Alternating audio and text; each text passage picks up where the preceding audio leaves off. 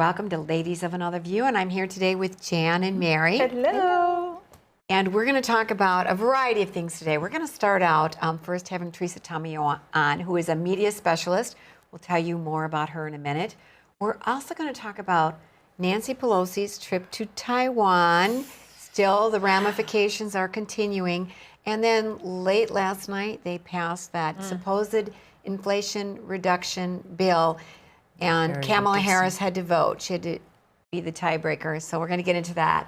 But first, I want to introduce Teresa Tomeo, who is media expert extraordinaire. She has done everything. I don't think there's anything she hasn't done. She used to work in the television market in Detroit, which I'm from the area. I probably watched her on TV. And she does radio. She does a show on EWTN called Ladies with a View. Oh, you know what? I'm probably missing. That's us. Yeah, we kind of have the same. Yeah, it's called The View for Women, Catholic View for Women, and she also does the Catholic Connection on EWTN Radio. She does a lot of things. She has a degree in journalism, and she advises organizations and people on the media. So welcome to the show, Teresa Tomeo. Well, it's great to see you guys again. Long time no talk to. Well, Patty, you and I talk all the time, but long time no speak to beautiful ladies of a different view. So thanks for having me on the program again. Oh, thanks for coming on. You are such a great guest because you're so well-rounded. You've seen it inside, outside, secular, Christian, and that's what we want to talk about. We want to talk about the media and the fact that the public is really losing trust in the media. Let's put some numbers up on the screen. It's pretty remarkable how much we used to. So this is 1979 newspaper journalism. This Gallup poll just came out last month. 51% trusted the newspapers in 1979, and today it's 16%. TV news in 1991, 46% trusted the media on TV news, and today it's at 11%. Like, why even read a paper or watch the news? Teresa, what do you think about that? Well, I'm not surprised by it. I'm just having conversations with folks, whether it's at the backyard barbecue or at church or just general conversation in the grocery line. People tell me so many times, just and again, in general conversation, they can't stand it. First of all, it's so overwhelmingly negative. And Patty, you and I know this in terms of if it bleeds, it leads. I mean, that is literally a way that they market the news, and we can get into that a little bit later on. So first of all, even if you don't get into the bias, you don't get into the kind of news that they cover, which is not of interest to most people, because most people are caring about their faith. Most people care about the economy, inflation. Yes, they care about the life issues as well, but the media aren't covering those things, at least not the way that people want to hear about it in terms of a balanced way. So I think people are tired of the negativity and all the deaths and destruction. They've just had it with that. And also it's very overwhelming because they constantly tell us how we should think, how we should act, and how we should live. And it goes against our core. Even people who don't consider themselves religious, a lot of people have common decency and common sense, as we all know. Common sense isn't so common anymore, especially in the secular media. So I think there's a variety of reasons, but I think primarily it's just overload, negativity overload for many people, especially after COVID. Do you think that there is any comeback for any of the industry itself? I don't want to be overly pessimistic, but unless they have a wake-up call and go through a major reflection, self-reflection, I don't see it changing because financially, it doesn't make any sense. Now, when I was in the media back in I left the media in 2000, the ratings and the pocketbook were very important. As a matter of fact, in TV news, and we'd come in the following morning after the evening newscast, we'd see the news director and the executive producer and the producers hovering over the numbers or the ratings, looking at the nightlies to see where they stood in terms of the other local TV news stations. And of course, the sales department and the general manager will remind us if we were losing money, and they always blamed it on the on-air personalities. And so money had a direct connection. There's agenda in terms of bias, but there's also a huge financial agenda. So it's very interesting that you have companies, for example, such as Gannett, which is a huge media conglomerate that owns a number of different operations across the board, whether it's print, broadcast, internet, cable. And then also you have the company, for example, of CNN. Both those companies have seen huge profit losses recently, to the point where Gannett just announced last week, and I had an inside memo from one of my friends who works on one of the Gannett publications, that huge layoffs are coming because of the dollars being down. And CNN lost not only in ratings, but also profits. But they're still on the air and they're still printing. So something tells me that they've got some money coming in somewhere where they've got some big bucks, people who are willing to just pump the money in and somehow keep them on the air. But the advertisers are starting to pull out because they're not reaching their audience, the demographics that they're looking for. So it's very interesting that they are so glued to their agenda that even losing money and losing viewership doesn't seem to matter. They just keep pushing forward with advocacy versus journalism. You know, when I watch TV, I can't help but notice that there's so many ads for pharmaceuticals. So I'm wondering if pharmacy isn't pumping money into some of those news shows. It just seems like that would be one of their sources. And the other source is probably government grants that you and I don't even know about. I bet the government is probably trying to bail them out, keep them afloat, just to get that negative news out there, just to keep the government afloat, which, I mean, if you don't trust the newspapers, I think the numbers would be even worse for the government. Well, in terms of the ad dollars, that's a very good point. Let's start there. In terms of Pfizer, there was a recent story that came out, I think it was on the Media Research Center website at newsbusters.org, the direct connection between some of these big pharmaceuticals and the major news operations, which really influence, unfortunately, it shouldn't. There used to be this wall of separation, at least when I was in the media. Toward the end of my time in the media, it started to change. It started to go downhill. But there used to be that wall of separation where the news director and the sales director would only meet at parties at Christmas time or the summer. They weren't pressuring each other. You know, the sales department was not allowed to pressure the news department. But now we're seeing all these dollars that were poured into the major networks, major broadcast networks, especially CBS, NBC, and ABC, in terms of these big pharmaceuticals.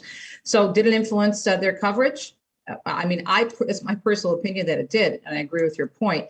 And in terms of the government grants, that could be possible. But if we look at NPR, right, National Public Radio, National Public Television, they are funded directly by the government. We're paying for them. Those are our tax dollars.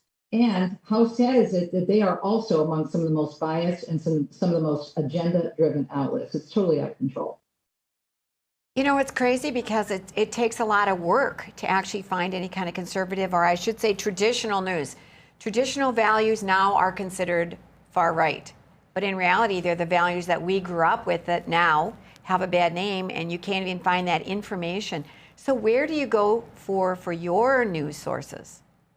Well, I always go to a variety of sources. I think it's important to see what the secular networks and the secular outlets are covering to get an understanding of what they're putting out there to people. It's my job as a talk show host, but also as a news person. I'm very interested. I do a 15-minute newscast on my program every day that I write and I edit, I put together because I want people to have news from a true perspective, a Catholic perspective. Obviously, we're going to be covering Catholic news because I work for a Catholic network, but also we're going to be providing balance and we're going to be providing reality. And Patty, what you said about traditional news, I think of traditional news as, for example, let's do basic news reporting. What happened to that? A friend of mine who still works in the Detroit media spoke to a journalism class at one of our colleges here in Michigan, and most of the kids told him they want to be advocacy type journalists. They believe they're going into the business not to give people information and to report the news so the viewers and the readers can figure out for themselves what the story is and connect the dots, which is what we're supposed to do. But they're going to go in there and they're going to push a particular cause, a particular agenda, and they're being encouraged to do that now in the journalism classes, which was never the case when I was in journalism school. I hate to say it, but well over 40 years ago. It's changed a lot and not for the better. Welcome back to Ladies of Another View on Beck. And I also want to welcome back Teresa Tomeo, media specialist, who's been in the secular, Detroit market, Christian market, Catholic market. She's done it all. Welcome back, Teresa. Thank you, you guys. It's a great conversation, and it's a really important conversation. There's a wonderful teacher in the Catholic faith, and I'm sure you're familiar with him. He's a retired Archbishop of Philadelphia, Archbishop Charles Shipp. You just love him. And he always says, we need to know how the media works so they don't work on us. It's actually the title of my new media book that I'm going to be working on with Sophia Press very soon. Well, Teresa and books go together just like broadcasting and everything else. You're all in on whatever you do. I want to point people to one of your first books that I love, Extreme Makeover, Women Transformed by Christ, Not Conformed to the Culture. And then you also have another book, Listening to God, which is really a book for everybody and just how people discovered God in their life and feel Him and makes Him real. So, and also your website is teresatomeo.com. Like I said, you do a little bit of everything, including pilgrimages to Rome. And there are still seats available in your upcoming pilgrimage, right? And when is that? Yes, it's November 6th to the 14th, and we are going to Assisi or Vieto, home of one of the major Eucharistic miracles, and of course, Roma. And it's a different tour, Patty. We're going to spend a lot of time in the Umbrian countryside, and we're going to slow down. We'll still see an awful lot. We'll see the major sites, but I want people, this is what Deacon Dom and I like to do, to really do la dolce far niente, the sweetness of doing nothing, to learn about sitting down, relaxing, taking more time, for example, to pray, to reflect, and just enjoying life, which my Italian paisans over in the motherland do so well. So it's coming up in November. We still have seats. We have 32 people. We'd like to get about 40 or maybe 45. So there's still plenty of room, but the seats are going quickly. I'd love for anyone to join us. November 6th to the 14th. There's also a Rome extension that's offered. For more information, you can just go to my website under the events section. Once again, teresatomeo.com. Go ahead, Jan. I know you have a question. I was just going to say, I think anybody that's interested should definitely look into it. But I'm going to switch gears just a little bit because, the things that have been happening in the news, we see it here, and I know you see it, but the public doesn't always see that they're getting some of this stuff wrong. And what's the impact that the public may not see with the news that they're getting?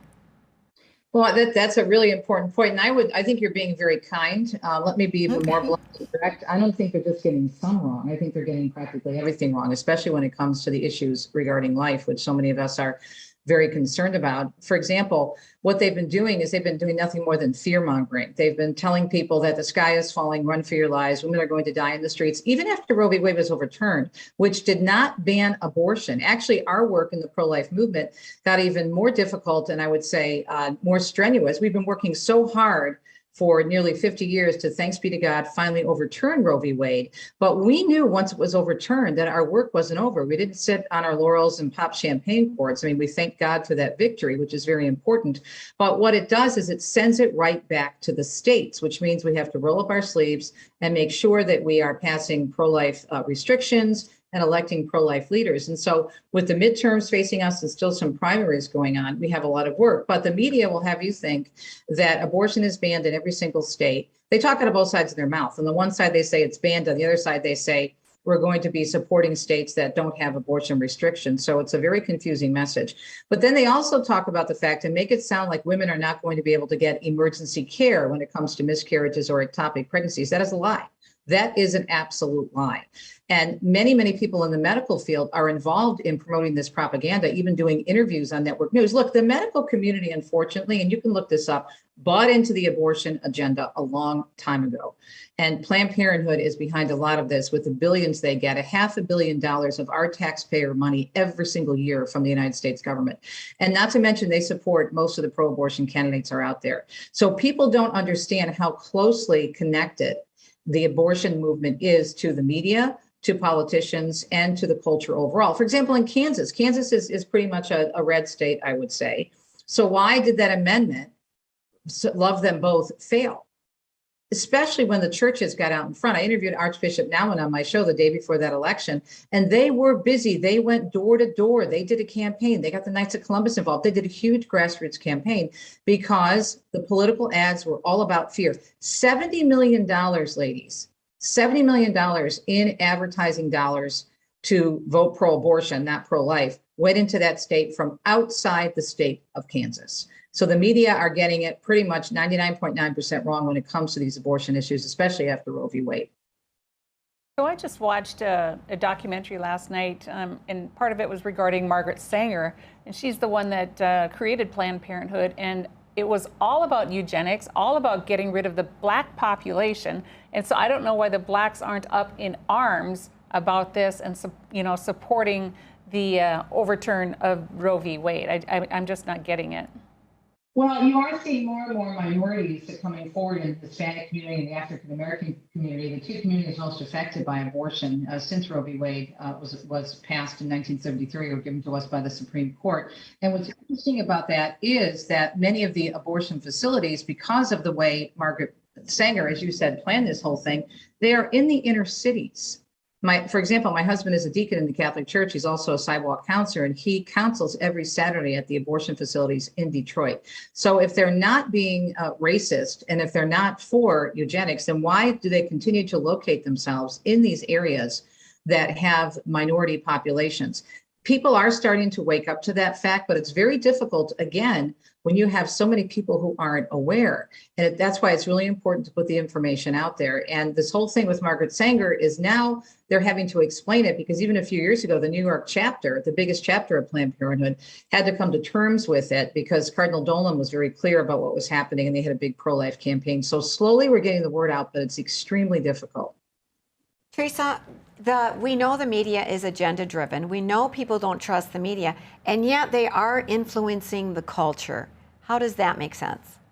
Well, I think we have to remember, and Patty, you and I were talking about the wonderful research professor, Michael New, I had on my program on Friday, and he's with the Charlotte Lozier Institute, which is the research arm of the beautiful Susan B. Anthony list, Pro-Life America, which is a wonderful pro-life organization. And he made a really good point, because as a media person, this is a question I'm asking as well. On the one hand, you saw those numbers that you put up on the screen at the beginning of the show. Only 11% now, according to the recent surveys that just came out last month from Gallup, show that people are trusting TV news. That's crazy.